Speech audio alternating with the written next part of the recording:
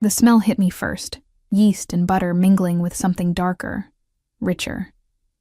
Chocolate, maybe, or caramel burning at the edges. I pushed open the glass door of Marcello's bakery, and the little bell above chimed, a sound so ordinary it almost made me forget the weight pressing against my chest. Almost. "Mama, look!" Danny's voice pierced through my fog, high and excited.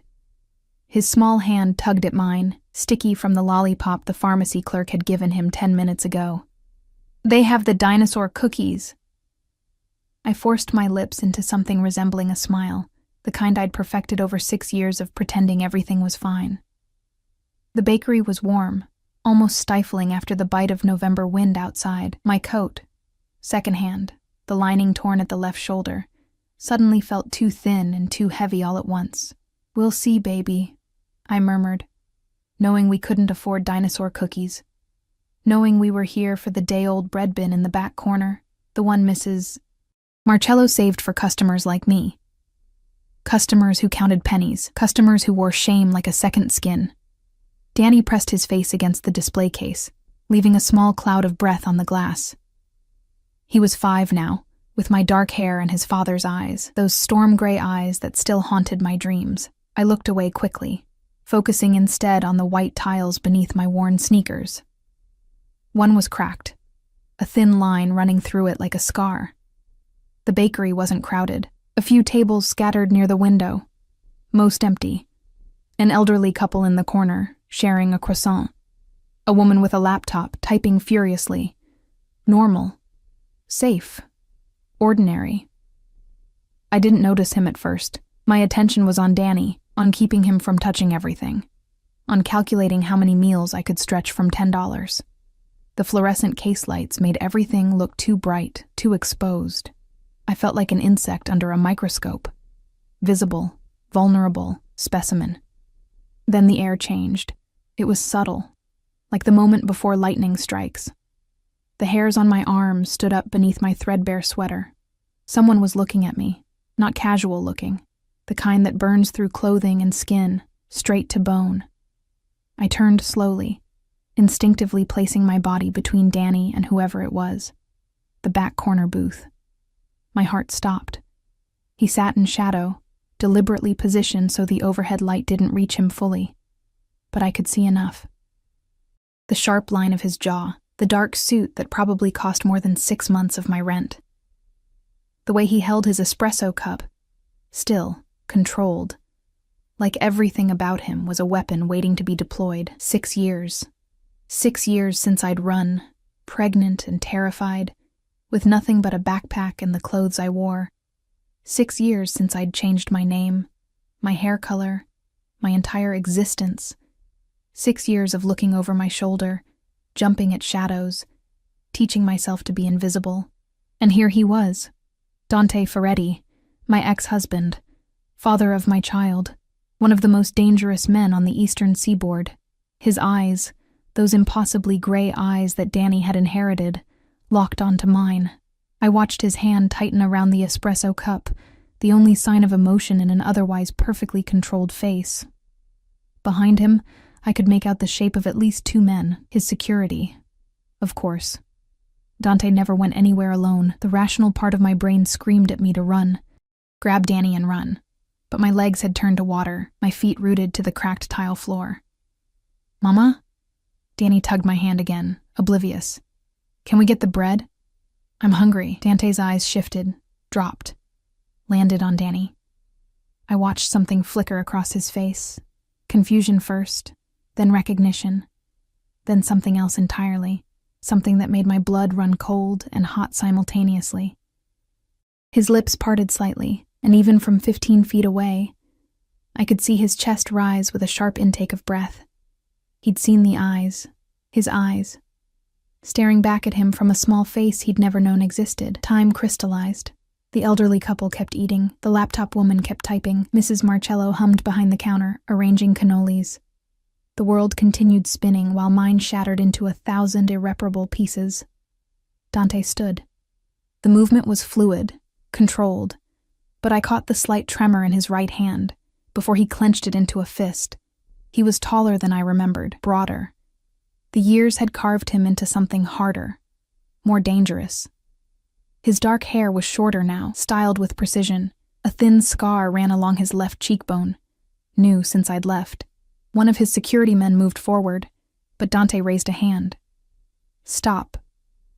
The gesture was minimal, but the man froze instantly, melting back into the shadows. Bella. My old name. The one I'd buried. His voice was exactly as I remembered. Low, rough, with that slight Italian accent that thickened when he was angry or aroused. I shoved that thought away, hard. Danny pressed closer to my leg, finally sensing something wrong, his small hand fisted in my coat. I think you have me confused with someone else, I said, and hated how my voice shook, how transparent the lie was. Dante took a step forward, then another. Each footfall deliberate, measured, a predator closing distance. Behind him, his men shifted. Too near the door now, I noticed. When had they moved? How had I missed them securing the exits? 6 years, Isabella, my real name. God, hearing it in his mouth felt like a brand. 6 years, and you give me that lie? He was close enough now that I could smell him. Sandalwood and something sharper, gunpowder maybe, or the particular scent of violence that clung to men like him. My body remembered that smell. Responded to it in ways I desperately wanted to deny. Please. The word came out broken. Please, just let us go. His eyes hadn't left Danny. My son had tucked himself partially behind me now, peeking out with those mirror image gray eyes. Curious, despite his fear. How old? Dante asked, but he already knew. I could see him calculating, counting backward. I said nothing. Isabella. Sharper now. A command. How old is he? 5. Danny answered for me, his voice small but clear. I'm 5.5, actually. My birthday was in June. I felt Dante's control slip, watched the mask crack just enough to show the fury beneath. His jaw clenched so hard I heard his teeth grind. When he spoke again, his voice was dangerously soft. A son. Not a question. An accusation. You were pregnant when you left. Mrs. Marcello had stopped humming. The laptop woman's fingers had gone still on the keys. The elderly couple was staring now, sensing drama or danger or both. I needed to move, needed to grab Danny and run and never stop running, but Dante was too close, and his men were at the door, and I was so tired of running. We should go, I whispered, but even I knew it was hopeless. Dante's hand shot out, not touching me but caging me, palm flat against the wall beside my head. He leaned in, and I was drowning in that smell, in the heat of him. In 6 years of fear and longing and rage all tangled together. You kept my son from me. Each word was a bullet. You ran. You hid. You made me believe you were dead. You made me afraid to be alive. I shot back, finding some fragment of spine. What did you expect me to do? His free hand lifted, and I flinched instinctively, but he didn't strike. Instead, his fingers brushed my cheek, so gentle it hurt worse than a blow. His thumb traced the dark circle under my eye, the evidence of too many sleepless nights. I expected you to trust me. His voice had gone rough, raw. I expected you to be my wife. I was never your wife, I said bitterly. I was your possession. Something dangerous flashed in his eyes. Yes, he agreed, and the honesty of it stole my breath. Mine. Always mine. Did you really think I'd let you go? Danny whimpered, and the sound snapped something in me. I shoved at Dante's chest, useless, like pushing a wall. But it made my point. You're scaring him. Dante's eyes dropped to Danny again, and I watched him visibly force himself to step back, to give us space, but his hands were shaking now, fine tremors running through powerful fingers. What's his name?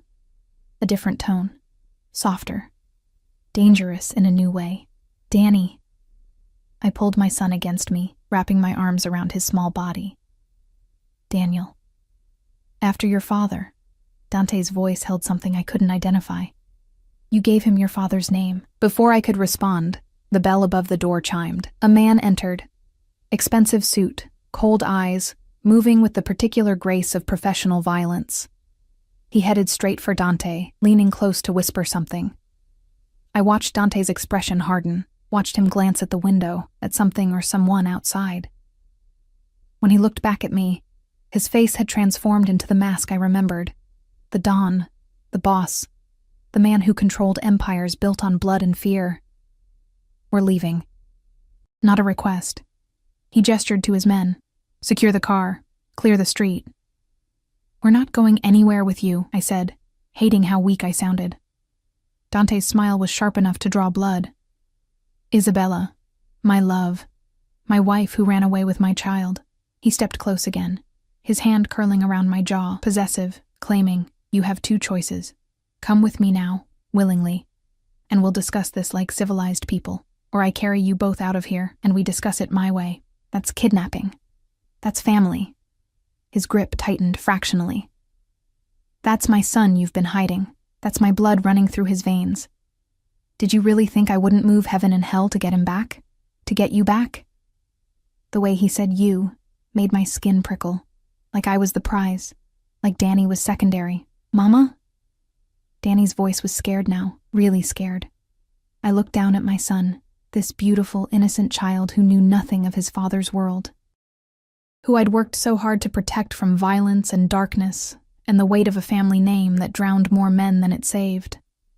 Then I looked back at Dante, saw the obsession burning in those gray eyes, the possession, the absolute certainty that we belonged to him, had always belonged to him, would forever belong to him, and I knew, with horrible clarity, that running was no longer an option, that the moment he'd seen Danny's eyes, my freedom had ended, again. If I come, I said slowly, you swear he stays safe. You swear you won't let your world touch him. Dante's expression shifted, surprise, maybe that I was negotiating. He's my son. I would die before I let anything harm him. Your world harms everything it touches. Then I'll change my world, said with such conviction I almost believed him. Almost. His hand moved from my jaw to the back of my neck, fingers tangling in my hair the way they used to.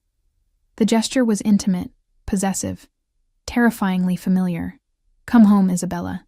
You've been cold and hungry and scared for 6 years. Let me fix it. Let me take care of you both. His voice dropped to a whisper only I could hear. Let me show you what you've been missing. Before I could answer, his phone buzzed. He glanced at it, and his face went deadly. We need to move, now. He looked at one of his men. Marco, bring the car to the back. Clear the... The window exploded. Glass rained down like deadly snow. I felt Dante's body slam into mine, driving me backward as the sound of the explosion registered. Sharp, brutal, real. We hit the floor hard, his weight crushing me, protective and suffocating all at once. Danny! I screamed, but the sound was swallowed by chaos. Gunfire. Actual gunfire. The sharp crack, crack, crack of bullets tearing through the bakery. I heard Mrs. Marcello shrieking, the laptop woman sobbing, the shattering of more glass. Dante's men were returning fire, their weapons appearing from nowhere. And suddenly, the cozy neighborhood bakery had transformed into a war zone. Stay down, Dante growled against my ear. His hand pressed my head into his chest, the other reaching for something at his back. A gun. Of course he had a gun. My son. Where's my son? I thrashed beneath him, panic obliterating rational thought. Marco has him. Behind the counter. Safe. His voice was utterly calm, like this was normal. Like our child wasn't cowering in a bakery while bullets flew overhead. Another explosion, closer this time. The front door blew inward, smoke billowing through the opening. I couldn't see anything, just shapes moving through the haze. The acrid smell of gunpowder burning my throat, making me cough. Dante shifted, rising to his knees while keeping me pinned with one arm. I heard him fire. Once, twice, 3 times. Methodical. Precise. Somewhere in the smoke, someone screamed. East exit now! He barked at his men. Then, to me, can you run? I nodded, though I wasn't sure my legs would hold me. He hauled me up with one hand, the other keeping his weapon trained on the smoke-filled entrance. Through the chaos, I could see Marco, the man who'd whispered to Dante earlier, crouched behind the counter with Danny clutched against his chest. My son's face was buried in the stranger's suit jacket, his small body shaking. "Cover!" Dante shouted, and suddenly we were moving. He pulled me through the bakery, navigating the destruction with the ease of someone who'd done this 1,000 times. We vaulted over an overturned table, glass crunching under our feet. Behind us, I heard more gunfire, more shouting in Italian, sharp, angry commands I couldn't understand. Marco was already at the back door, Danny still in his arms. Another of Dante's men, I hadn't even seen where he came from, kicked the door open, weapon drawn, checking the alley beyond. Clear. We burst into the cold November afternoon. The alley was narrow, dingy, smelling of rotting garbage and motor oil. A black SUV sat running, back door already open. The windows were tinted so dark they looked like pools of oil. "Get in," Dante commanded, practically throwing me toward the vehicle. I scrambled inside, my hands shaking so violently I could barely grip the leather seat. Marco climbed in after me, and suddenly Danny was in my arms, solid, warm, alive. I buried my face in his hair, breathing him in, checking frantically for injuries. You're okay, baby, I've got you." "Mama, that was so loud." His voice was thin, terrified. Why were those men shooting? I had no answer. No words that would make sense of this nightmare. Dante slid in beside me, slamming the door. "Drive. Take the river route." The driver, another man I didn't know, punched the accelerator, and we shot forward. I was pressed back against the seat. Danny clutched to my chest. Dante's body a solid wall of heat and danger beside me. Through the back window, I could see smoke rising from the bakery. People were running into the street, some screaming, some recording with their phones. In the distance, sirens wailed. Police, probably, or ambulances. Too late. Always too late. "What the hell was that?" I demanded, my voice shrill with adrenaline and terror. Who were those people? Dante didn't look at me. His eyes were fixed on his phone, fingers moving rapidly across the screen. Enemies. They've been watching me for weeks, waiting for an opening. An opening? An opening for what? Murder? In a goddamn bakery? Isabella. His tone held warning. Not now. Not now. I was shaking, rage and fear mixing into something explosive. "You brought this into our lives. They were already in your life." He finally looked at me, and the intensity in his eyes made me forget how to breathe. "The moment you became mine, the moment you carried my child, you became a target. Running didn't change that. Hiding didn't change that. It just made you vulnerable. I wanted to scream. Wanted to hit him. Wanted to grab Danny and throw myself from the moving vehicle. Consequences be damned. Instead, I held my son tighter and watched the city blur past the windows. We drove for 20 minutes, weaving through streets I didn't recognize. The SUV's interior was immaculate. All leather and dark wood, smelling of expensive cologne and gun oil. Danny had gone quiet against my chest, his breathing evening out. Shock, probably, or exhaustion. I pressed my lips to the top of his head and tried not to fall apart. Eventually, we turned onto a private drive. Trees lined both sides, tall, dense, deliberately positioned to hide whatever lay beyond. The SUV slowed as we approached a gate. Iron, at least 12 feet high, with security cameras mounted at intervals. The gate swung open without us stopping. We rolled through, and I caught glimpses of men positioned in the shadows. Guards. Armed guards protecting whatever fortress Dante had built. The house, if you could call it that, appeared gradually through the trees. It was massive, all stone and glass. Modern lines mixed with old-world architecture. 3 stories at least, sprawling across manicured grounds that probably cost more to maintain than I earned in a year. My chest tightened. This was his world. Power. Wealth. Violence wrapped in Italian marble and expensive taste. The SUV stopped beneath a covered entrance. Dante was out before the engine died, pulling open my door, reaching for Danny. "I'll carry him," he said. And it wasn't a request. I hesitated, every instinct screaming not to let my son go. But Danny was heavy in my arms, and I was shaking with exhaustion, and Dante's hands were already sliding beneath my boy's small body. Danny stirred as Dante lifted him. Those gray eyes, identical to his father's, blinking open with confusion. "Mama?" "I'm right here, baby." I scrambled out of the SUV, staying close. Dante held Danny with surprising gentleness, supporting his head, adjusting his grip when Danny's legs dangled awkwardly. For just a moment, watching them together, my son and the man I'd fled, something in my chest cracked. They looked right together, undeniably connected. Same eyes, same stubborn set to the jaw, same way of tilting their heads when confused. "Come," Dante said quietly, and walked toward the entrance. I followed because there was no other choice. Inside, the house was even more overwhelming. The foyer alone was larger than my entire apartment.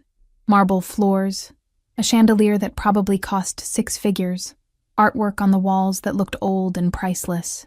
Everything gleamed, everything whispered of money and power, and a world I'd never truly belonged to.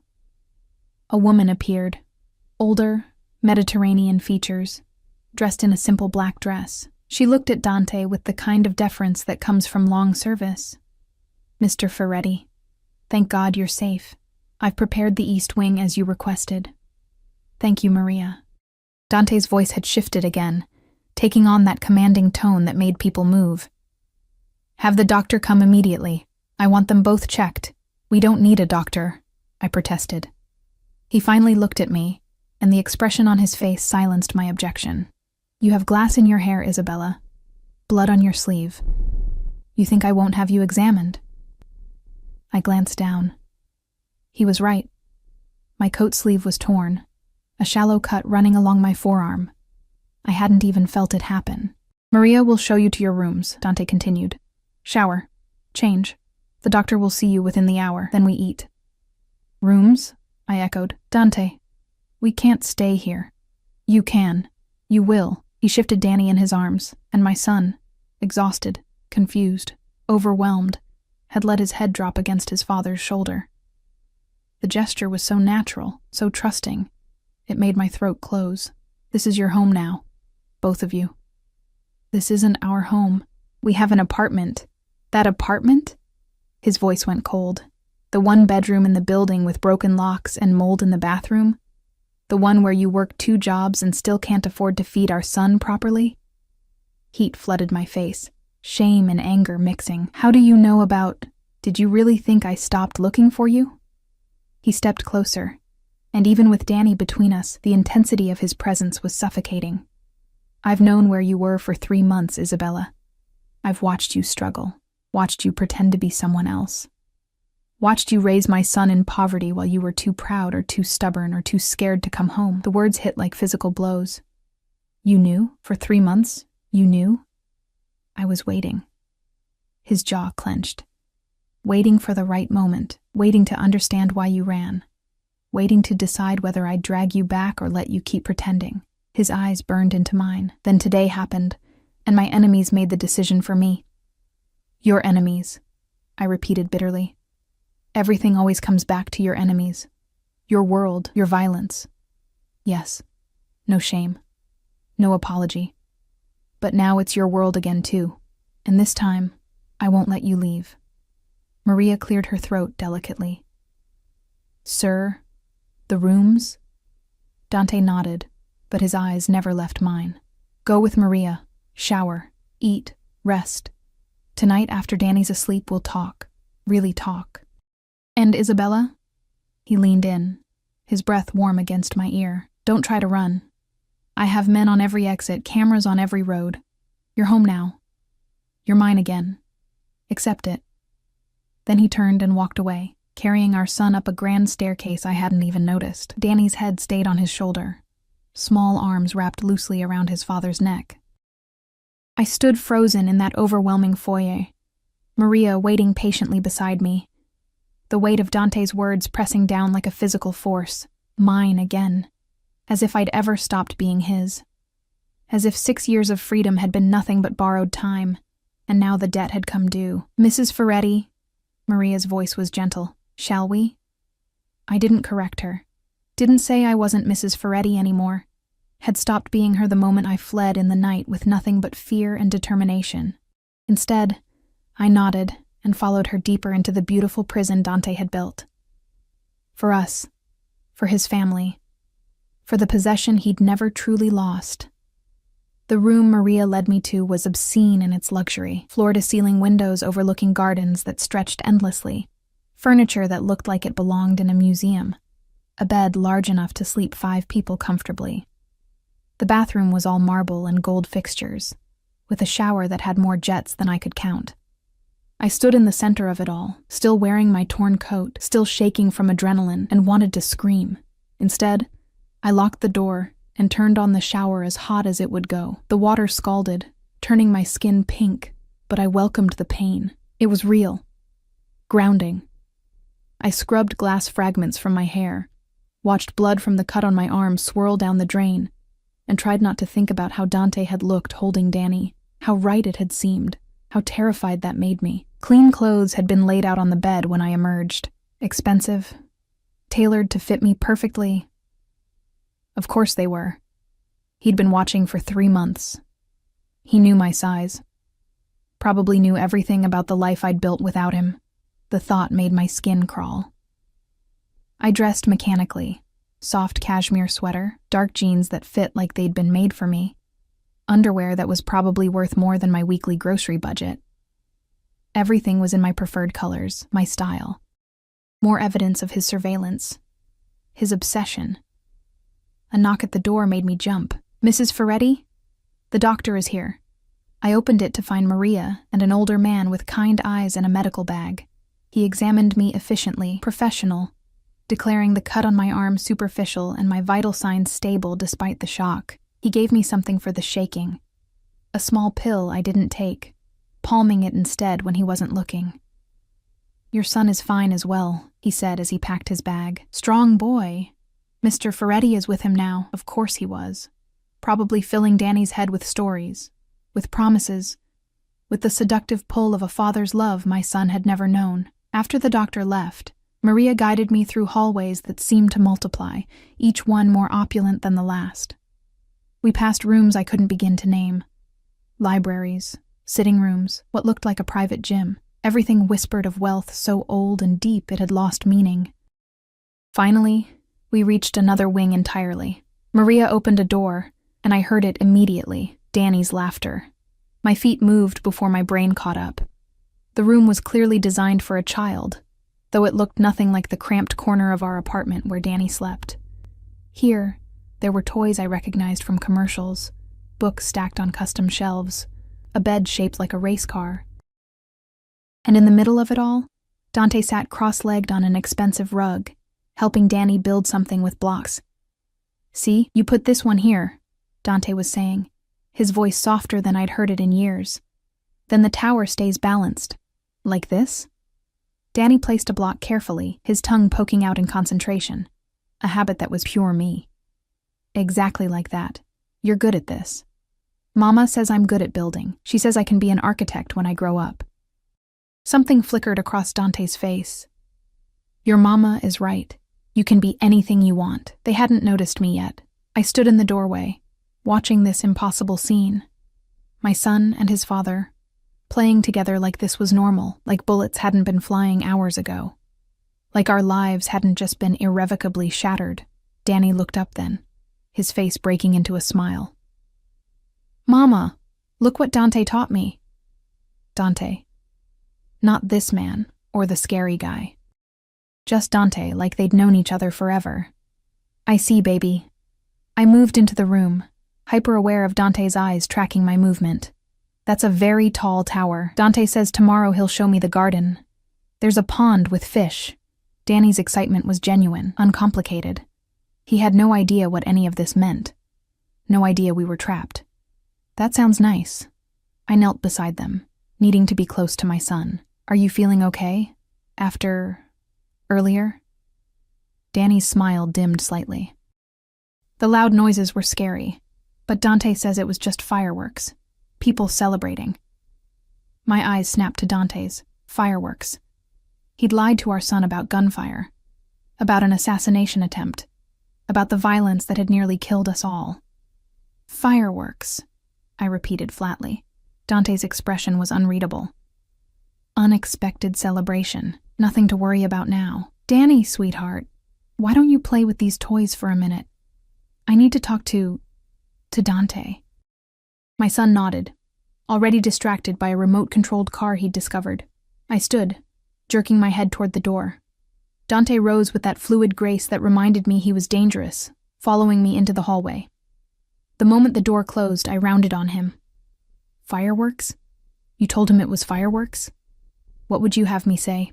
His voice was level, controlled. That his father's enemies tried to murder us in a bakery, that he'll never be safe because of who I am? He's 5 years old, Isabella. Exactly. He's 5, and you've already dragged him into your nightmare, our nightmare. He stepped closer, backing me against the wall. The moment you conceived him, he became part of this world, my blood, my legacy, my responsibility. He's not your legacy. He's a child. He's my son. The words were fierce, possessive. Mine. And I will protect him with my life, do you understand? Every man in this house would die before they let harm touch him. Can you say the same about that apartment? About your waitressing job where drunk men corner you by the bathroom? About walking home alone at night through streets I wouldn't let my enemies traverse? His words struck too close. There had been incidents. A customer who'd grabbed my wrist, a man who'd followed me 3 blocks before I ducked into a convenience store. Small violences I'd accepted as the price of freedom. At least there I was free, I whispered. Free? He laughed. But there was no humor in it. You were barely surviving, working yourself to exhaustion, feeding our son pasta 3 nights a week because you couldn't afford more. That's not freedom, Isabella. That's suffering. And you chose it over me. I chose it over being your prisoner. You were never my prisoner. His hand came up, cupping my face with unexpected gentleness. You were my wife, my partner, the only person I trusted completely. Until I wasn't. The old wound opened fresh, until I became just another possession you locked away. Pain flashed across his features. Is that what you think? That I didn't love you? I think you loved owning me. My voice cracked. There's a difference. He was silent for a long moment, his thumb tracing my cheekbone. When he spoke again, his voice was raw. After you left, I tore this city apart looking for you. I called in every favor, threatened every contact, put a price on information so high that men sold their own mothers for a chance at it. For 6 months, I barely slept, barely ate. I became a ghost of myself because you were gone. Dante, when I finally accepted you might be dead, something in me died too. I became harder, crueler. My enemies learned to fear me in new ways because I had nothing left to lose. His forehead pressed against mine. Then 3 months ago I saw you, walking out of that grocery store with Danny, laughing at something he'd said. And I felt alive again, whole again. Like I could finally breathe. Tears burned my eyes. You should have let me go. Never. The word was absolute. I would burn this entire world down before I let you go again. That's not love. That's obsession. Yes. He didn't even try to deny it. I'm obsessed with you. I was obsessed with you the moment I met you. Some waitress who spilled coffee on my suit and apologized with fire in her eyes instead of fear. I was obsessed when I married you. I'm obsessed now, and I will be obsessed until I stop breathing. His intensity was overwhelming, terrifying, and somewhere deep inside, thrilling in a way I desperately wanted to deny. This won't work, I said weakly. We can't go back. We're not going back. His hand slid to my waist, pulling me closer. We're starting over. But this time, you'll see what I should have shown you before. This time, I'll prove that I can give you everything. Safety, comfort, a father for our son. Everything except freedom to leave. That's the only thing I want. Liar. His lips brushed my ear. If that were true, you wouldn't be trembling right now. You wouldn't have that flush on your cheeks. You wouldn't remember what it was like between us. I did remember. God help me. I remembered everything. The passion that had consumed us both. The way he'd made me feel desired, protected, cherished. Right up until I'd felt suffocated instead. Danny needs stability. I tried, grasping for any argument. Not this chaos. Danny needs his father. He needs a home where he's safe, where his mother isn't exhausted, where he can have dinosaur cookies whenever he wants them. Dante pulled back just enough to meet my eyes. Stay. Give me a chance to prove I can be what you both need. And if I refuse? His smile was sad. Then I keep you here anyway, but I'd rather you chose us. A sound from Danny's room, something falling, followed by his little voice calling, "I'm okay," broke the tension. I moved to check on him, but Dante's hand on my arm stopped me. There's something else you need to know. His expression had shifted, becoming more guarded. The attack today wasn't random. They targeted me because of a shipment, weapons that went missing 3 months ago. The same weapons your friend Marco stole before he disappeared. My blood went cold. Marco didn't steal anything. Isabella. His voice was gentle but firm. Marco worked for me. He stole 50 military-grade weapons and sold them to my enemies, then he vanished. His wife, your friend Sarah, came to me, begging for mercy, claiming she knew nothing. Sarah. Sweet, pregnant Sarah, who'd helped me find an apartment, who'd watched Danny when I worked double shifts, who'd disappeared 2 weeks ago without a word. Where is she? I demanded. What did you do to her? Nothing. I gave her money and told her to run. She was innocent. I could see that. But Marco. His jaw tightened. Marco betrayed me, and betrayal in my world has only one consequence. You killed him. I did what had to be done. No remorse. No apology. Just cold fact. I felt sick. Sarah had lost her husband. Her baby would grow up without a father. All because of this world, this violence that touched everything like acid. This is why I ran, I whispered. This is why I took Danny and never looked back. Because this is what you are, what you do. Yes. He didn't flinch from the accusation. This is what I am, and you knew that when you married me. The difference is, now I'm willing to shield you from it. Keep you separate. Let you and Danny live without seeing the darkness. We're already drowning in it. No. His grip tightened. You're protected by it. Every man who might have hurt you, every threat that might have touched our son, I eliminated them before you even knew they existed. That apartment you lived in, I bought the building. Your landlord worked for me. The grocery store, the pharmacy, even the school Danny was supposed to start next year. All mine, all watching, all keeping you safe while you played at independence. The revelation staggered me. Nothing had been real. My freedom, my choices, my life, all of it had been an illusion. A stage set Dante had constructed and controlled from the shadows. You're a monster. I breathed. Yes, he agreed simply. But I'm your monster, and I'm done letting you pretend otherwise. He kissed me then, hard, possessive, claiming, and I hated myself for the way my body responded, for the way 6 years of absence melted away under the familiar heat of his mouth. When he pulled back, we were both breathing hard. Dinner is in an hour, he said, voice rough. Wear the blue dress in your closet.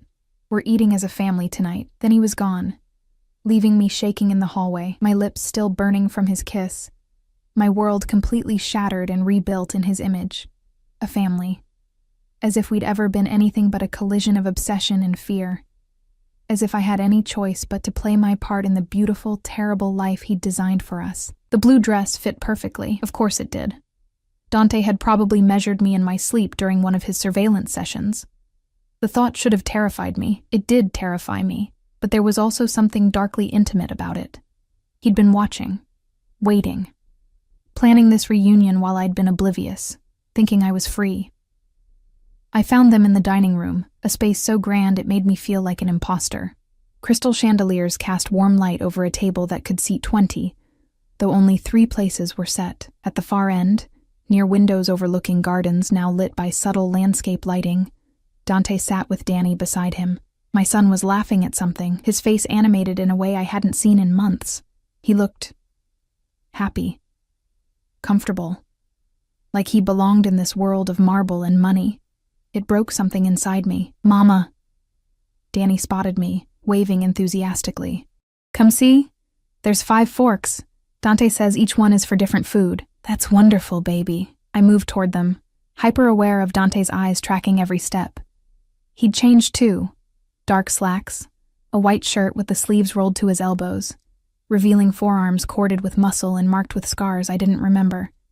Evidence of the violence he'd lived while I was gone.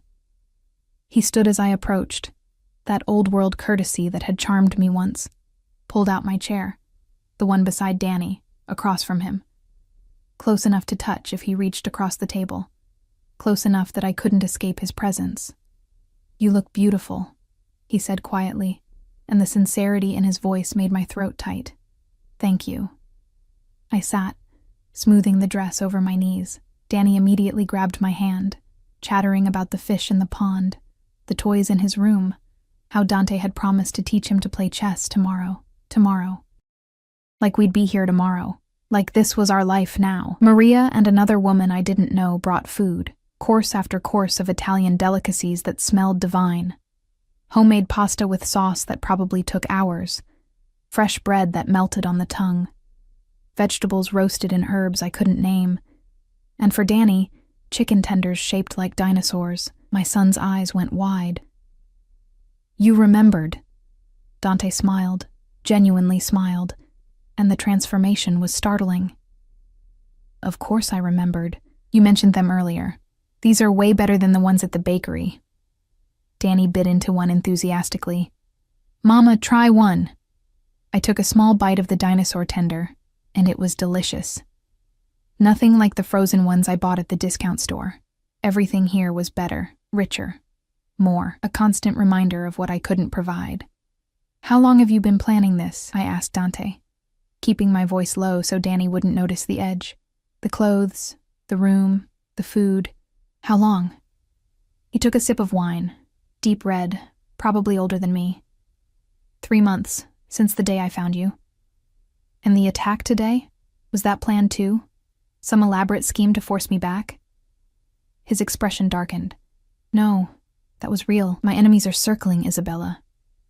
They sense weakness. They know I've been distracted by stalking your ex-wife, distracted by ensuring the safety of my family."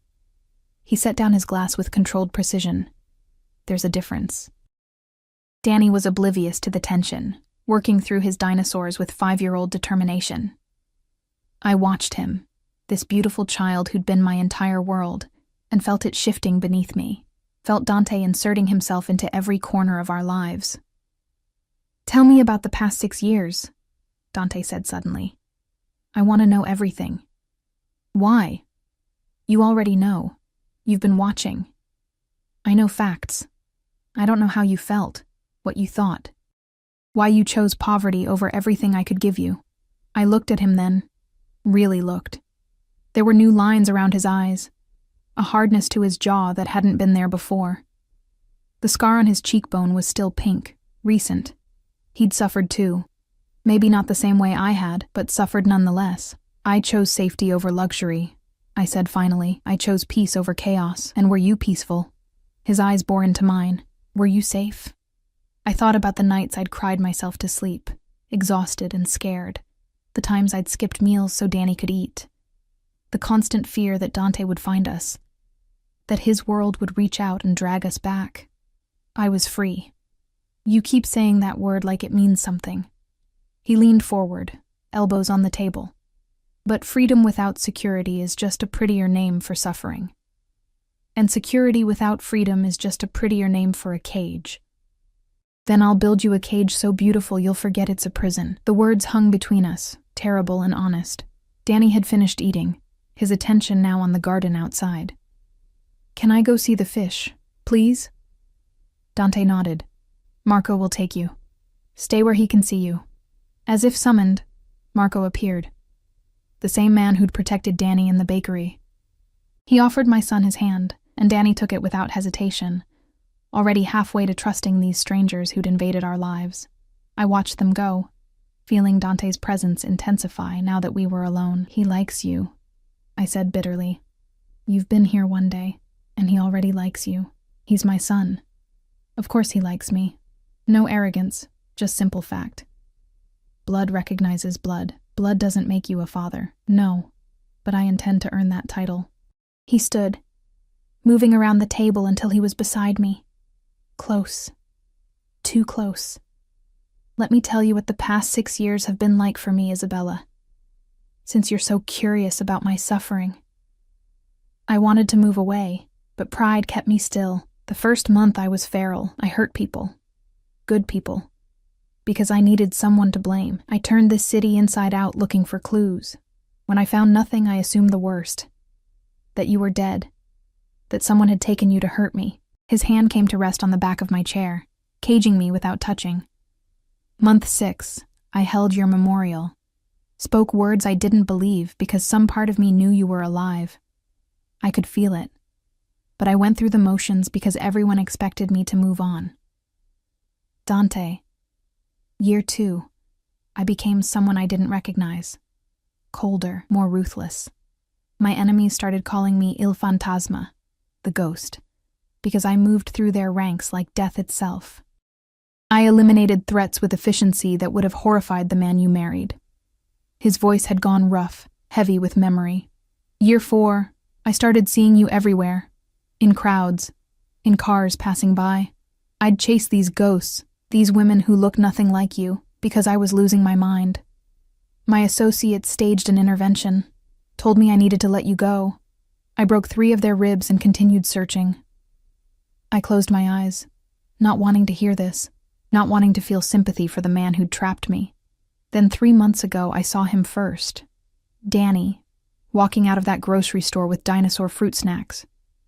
And I knew. I knew before I even saw your face. That was my blood. My son. And you'd kept him from me. His hand moved to my chin, tilting my face up, forcing me to meet his eyes. I wanted to rage, to drag you both back immediately, to punish you for every day I'd missed, every milestone I wasn't there for. But I waited. Watched. Tried to understand why you'd run. And do you know what I realized? I couldn't speak. Could barely breathe. I realized I'd never actually asked you to stay. I'd assumed your compliance, assumed your love. I'd given you luxury and protection, but never partnership, never choice. I'd made you my wife without ever asking if you wanted to be. Tears blurred my vision. You're doing the same thing now. You haven't asked. You've just taken. Because this time, I can't risk you saying no. His thumb wiped away a tear that had escaped. This time, the stakes are too high. Danny needs both his parents. And I need you. I've always needed you. More than I need air. That's not love, Dante. That's desperation. It's both. He pulled me to my feet, and suddenly we were chest to chest, his heart pounding against mine. I'm desperately, obsessively, irrevocably in love with you. I have been since you spilled that coffee. And yes, I'm possessive. Yes, I'm controlling. Yes, I'm probably too damaged to love you the way normal men do. But I'm trying. I'm trying to be better. For you. For him. By holding us prisoner, by keeping you safe.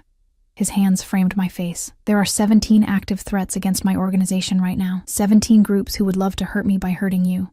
By hurting our son. In that apartment, you were exposed. Vulnerable. One wrong person asking the right questions. And Danny would have been leverage. Do you understand? They would have taken him. Tortured him. Used him to break me. And it would have worked. The horror of his words sank in slowly. You're trying to scare me. I'm trying to make you understand reality. His voice was fierce. This isn't about ownership. It's about survival. My world is ugly and violent, and I hate that my son was born into it. But he was. And the only way to protect him is to keep him close, to surround him with men who would die for him. To make sure everyone knows that touching him means war. He's 5 years old. He should be worried about kindergarten, not war. And he will be. Here, he can be a child. He can play and learn and grow up without ever seeing the darkness. But out there, he gestured toward the windows. Out there, he's a target, a weakness, the son of a man with too many enemies. I wanted to argue, wanted to find holes in his logic. But deep down, I knew he was right. The attack at the bakery proved it. They'd found us. They'd tried to kill us. And if Dante hadn't been there, I hate this, I whispered. I hate that you're right. I know. He pressed his forehead to mine. I hate it too.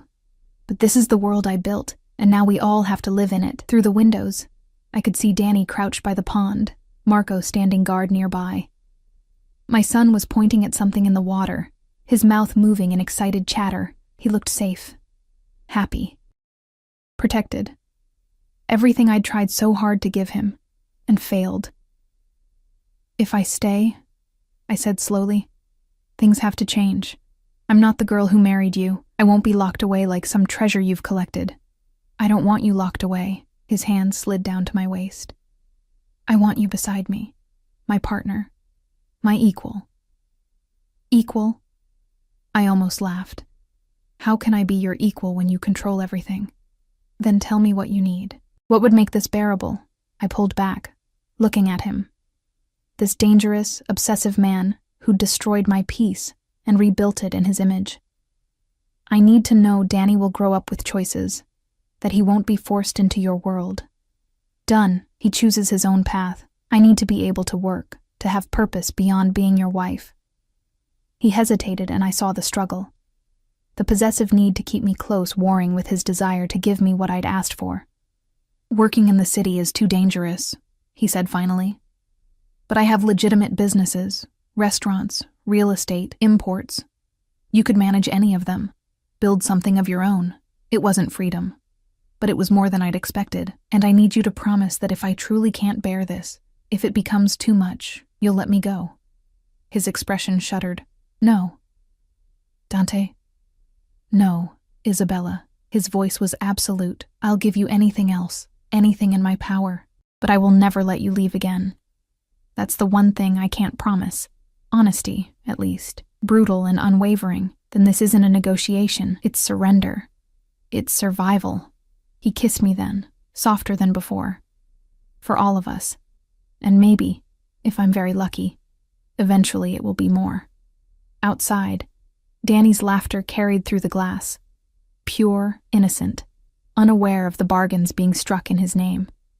And I realized with terrible clarity that I'd already made my choice.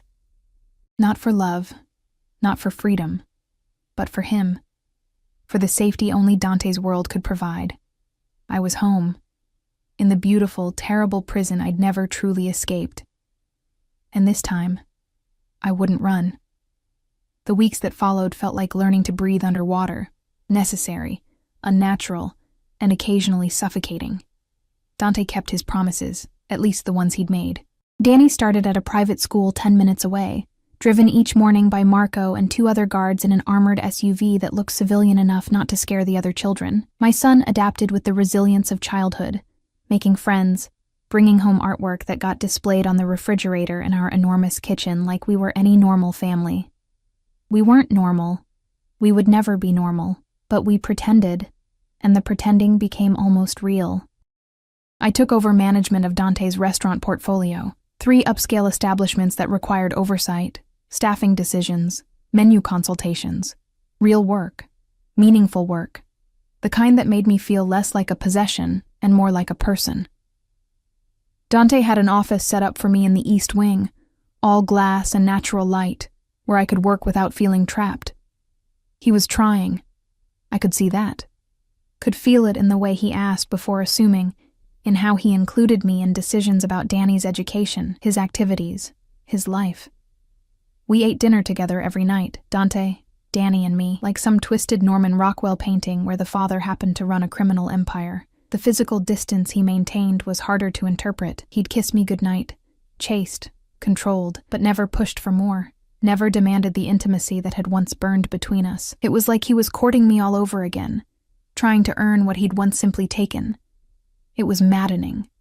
And somewhere in the 3rd week, I realized I missed him, missed us.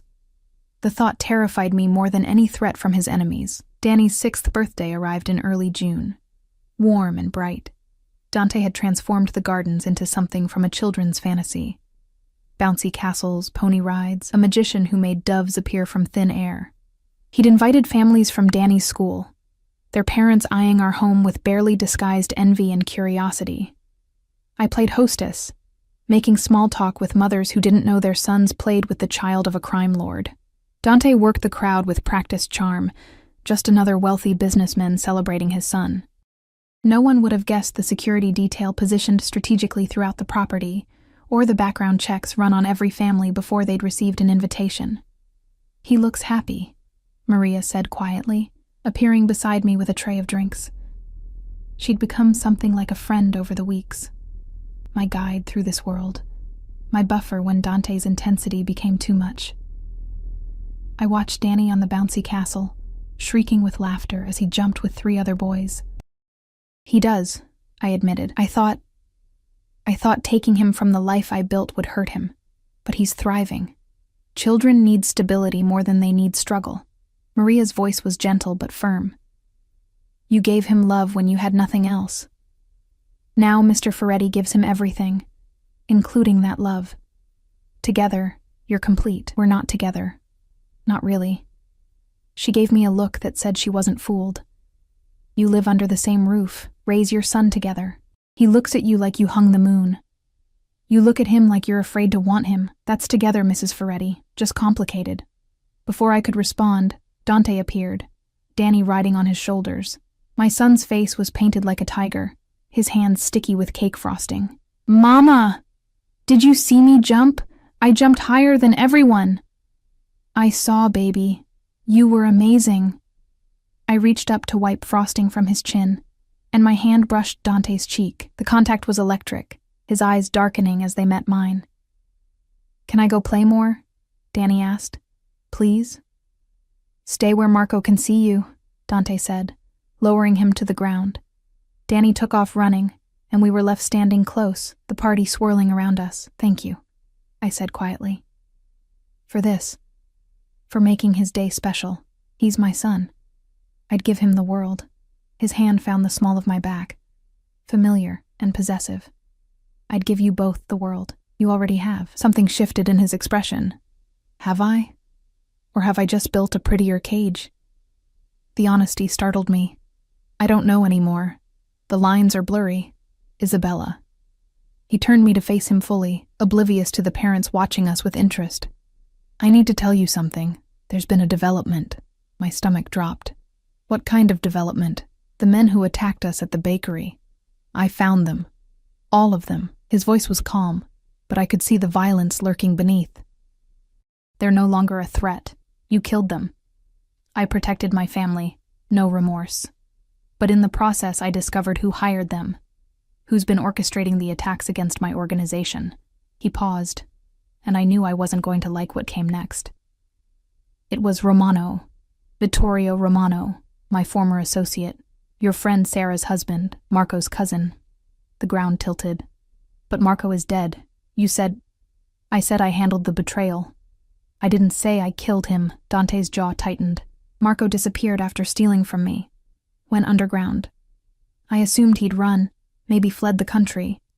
But he's been here the entire time, working with Romano to dismantle everything I've built. Why are you telling me this? Because tomorrow I'm ending it. Romano, Marco, everyone connected to this conspiracy. And I need you to know why.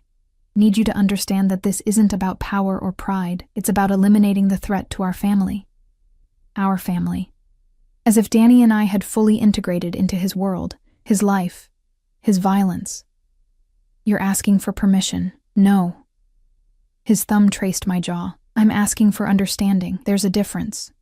I looked past him, at Danny playing in the garden, at the normal suburban families celebrating my son's birthday, at the beautiful illusion we'd constructed, and I realized that Dante was right. I did understand. Hated it, but understood it. "Will you be safe?" The question escaped before I could stop it. His smile was slight but genuine. "Worried about me, Isabella? Worried about Danny losing his father right after finding him. Liar." He leaned close, his breath warm against my ear. "You're worried about me. About us. Admit it." I pushed him back, heat flooding my cheeks. "Don't confuse concern with forgiveness. I'll take what I can get." He pressed a kiss to my forehead, tender, claiming, "Wait up for me tomorrow night. When I come home, we need to talk. Really talk." "About what?" "About where we go from here, about whether this is still a cage or if it's become something else." His eyes held mine.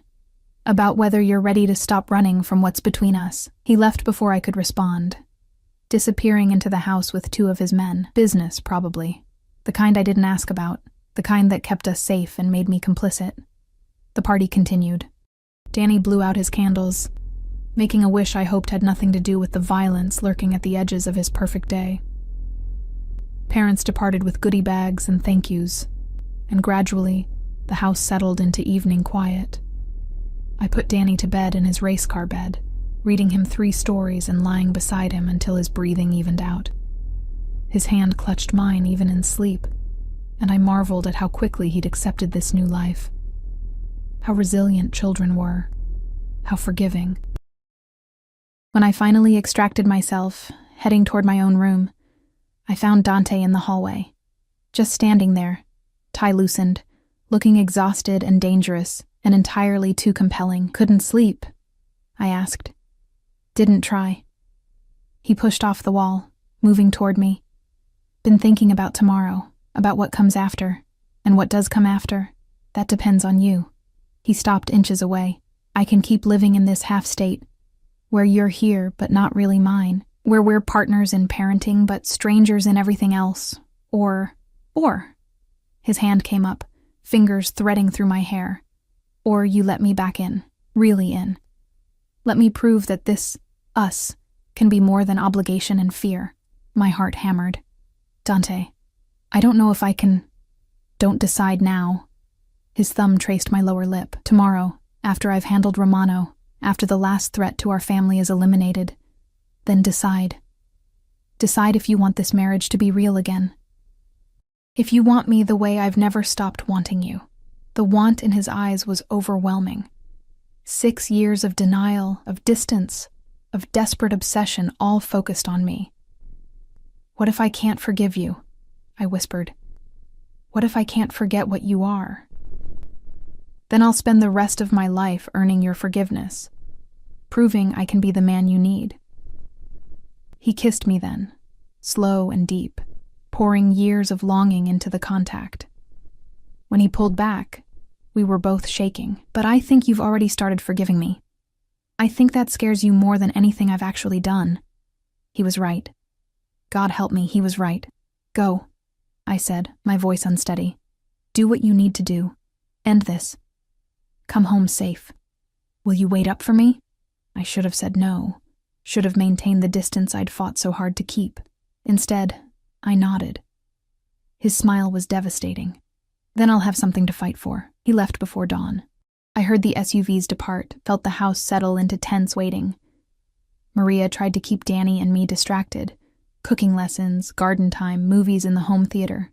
But the day dragged endlessly, each hour heavier than the last. Dinner came and went.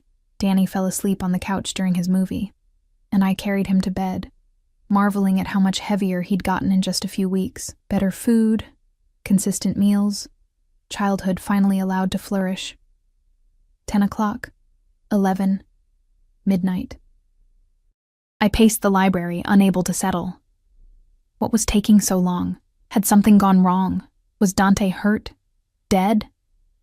The thought sent ice through my veins, sharp, terrifying. At 1:15 I heard vehicles approaching, doors slamming, low voices in Italian. I ran to the entrance, Maria appearing from nowhere to stand beside me. Dante walked through the door alone. His suit was torn, blood spattering the white shirt, but he was walking. Alive. Whole. Our eyes met across the foyer. "It's done," he said simply. "Romano, Marco, all of them. It's over." I crossed to him without thinking, my hands framing his face, checking for injuries. "You're hurt."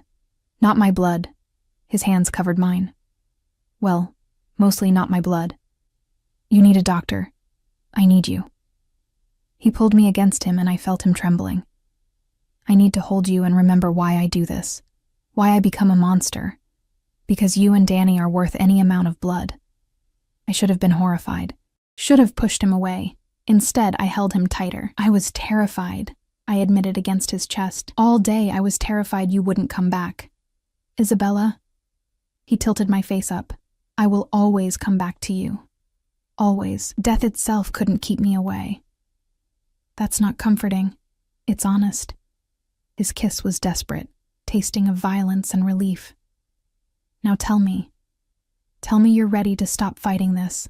Stop pretending you don't feel it too. I looked at him. This dangerous, obsessive, impossibly complicated man who'd destroyed my peace and rebuilt it stronger. Who'd given our son everything I couldn't. Who looked at me like I was his salvation and his damnation wrapped together. I'm terrified, I whispered, of wanting you, of loving you again, of what that makes me. It makes you mine. His forehead pressed to mine, as I've always been yours. Say yes, Isabella. Say you'll stop running. Say you'll let this be real. Outside, dawn was breaking over the gardens. A new day. A new beginning. Or a recommitment to beautiful captivity. I wasn't sure which. Maybe both. Yes, I breathed and felt something lock into place. Yes, I'll stay. Really stay. Not because I'm trapped, but because this is home now. You're home. And I'm tired of pretending otherwise. His kiss was everything, claiming, celebrating, sealing the promise we'd both finally made. When we broke apart, he was smiling. Took you long enough. Really smiling. Shut up and kiss me again, he did. And for the first time in 6 years, I kissed him back without reservation, without fear. Choosing him, choosing us, choosing this complicated, dangerous, beautiful life we'd build together. For Danny, for each other. For the family we'd almost lost, and somehow found again. The sun rose on our second beginning, and this time, I wasn't running toward freedom.